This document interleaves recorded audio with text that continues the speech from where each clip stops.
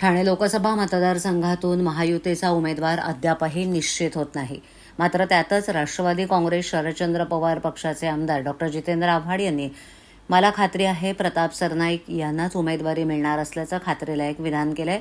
तसंच माझी मनापासून इच्छा आहे की सरनाईकांना तिकीट मिळावं, असं मत त्यांनी ठाण्यात प्रसारमाध्यमांशी बोलताना व्यक्त केलंय.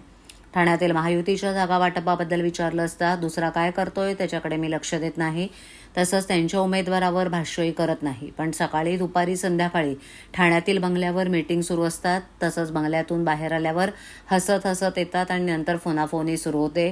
त्यामुळे त्यांच्या घरात काय चाललंय, याचं काय करायचंय, मला माझं घर चांगलं ठेवायचं आहे, असं यावेळेला आव्हाड म्हणाले. प्रताप सरनाईक यांना उमेदवारी मिळेल अशी मला खात्री आहे. शिवाय माजी आमदार रवींद्र फाटक असो की आमदार प्रताप सरनाईक या प्रत्येकाला निवडणुकीच्या रिंगणात उतरण्याचा अधिकार आहे. शिवाय उमेदवारी मागणं चुकीचं नाही, असंही आव्हाड म्हणाले. पुढे बोलताना ते म्हणाले की माझी मनापासून इच्छा आहे सरनाईक यांना लोकसभेचं तिकीट मिळावं, असं सांगून आव्हाडांनी राजकीय विरोधक असताना सरनाईकांवरील मित्रप्रेम हे बोलण्यातून दाखवून दिलंय. रिंगणात देण्याचा अधिकार आहे ना. तो प्रताप असो नाहीतर रवी असो, प्रत्येकाला अधिकार आहे. उमेदवारी मागणं हा काही चूक नाही आहे.